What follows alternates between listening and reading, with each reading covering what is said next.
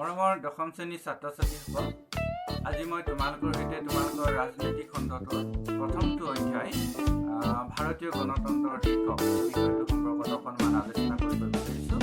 আৰু এই পাঠটি আৰম্ভণিতে বা পাতনিতে থকা ভাৰতবৰ্ষৰ সংবিধানখনৰ কথা কিছু উল্লেখ আছে, সেই সম্পৰ্কে তোমালোকৰ সৈতে কিছু আলোচনা কৰিব বিচাৰিছোঁ।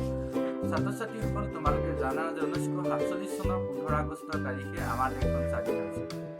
আমাৰ দেশখন স্বাধীন হোৱাৰ লগে লগে এখন বৃহৎ গণতান্ত্ৰিক ৰাষ্ট্ৰ হিচাপে আত্মপ্ৰকাশ কৰিলে আৰু নতুন ৰাষ্ট্ৰখনৰ কাৰণে এখন সংবিধানৰ দৰকাৰ হৈ পৰিল।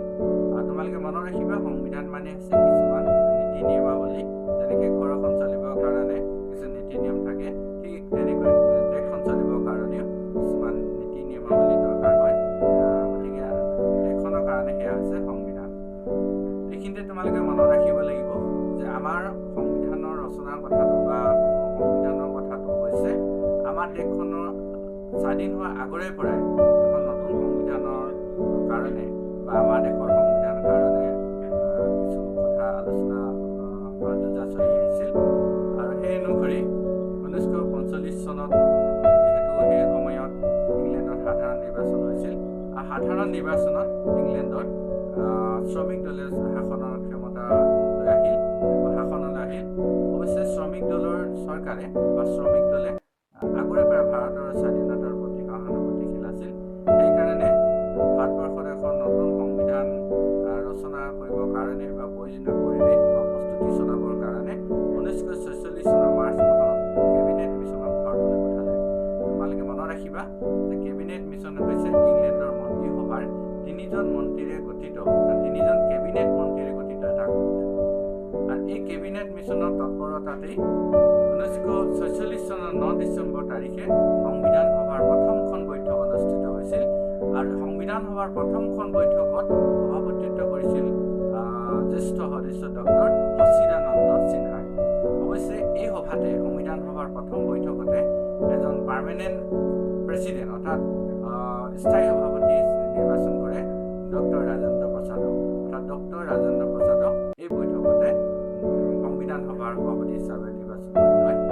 আৰু এই বৈঠকৰ পিছতে সৰ্বমুঠ 11খন বৈঠক সংবিধান সভাৰ বা সংবিধান ৰচনা কৰিবৰ কাৰণে বৈঠক কৰিছিল।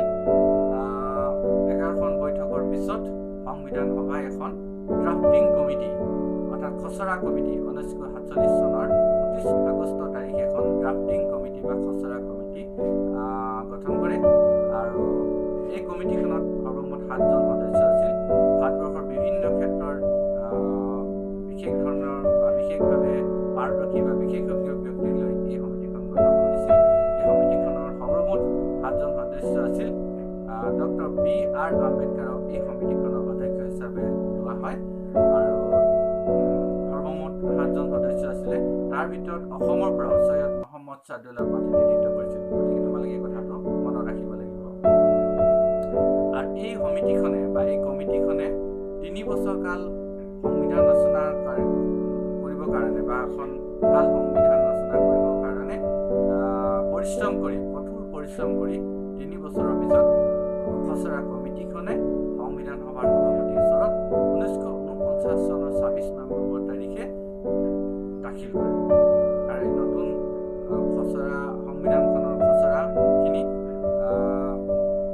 খচৰাত সংবিধান সভাৰ সভাপতিয়ে স্বাক্ষৰ কৰাৰ লগে লগে আমাৰ দেশখনে এখন নতুন সংবিধান লাভ কৰিলে।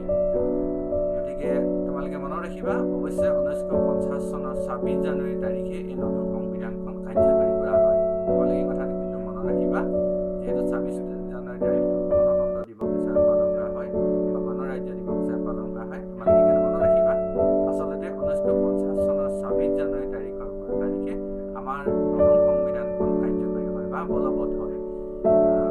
তোমালোকে মনত ৰাখিবা, এই কথাটো মনত ৰাখিবা যে আমাৰ দেশখনেই হৈছে, আমাৰ সংবিধানখনেই হৈছে পৃথিৱীৰ ভিতৰত আটাইতকৈ দীঘল সংবিধান। আৰু এই সংবিধানখনত অৰ্থাৎ ভাৰতৰ সংবিধানখনত 345টা অনুচ্ছেদ, 22টা অধ্যায় আৰু 12টা অনুসূচী আছে। স্বাভাৱিকতে ভাৰতবৰ্ষৰ এনেকুৱা সংবিধান বিৰল। সেইকাৰণে কোৱা হয় পৃথিৱীৰ ভিতৰত আটাইতকৈ দীঘল সংবিধানখন আছে ভাৰতীয় সংবিধান। মৰমৰ ছাত্ৰ ছাত্ৰীসকল, ইয়াৰ পৰৱৰ্তী অংশত মই আকৌ তোমালোকৰ সৈতে আশা কৰিছোঁ তোমালোকে এই কথাখিনিৰ পৰা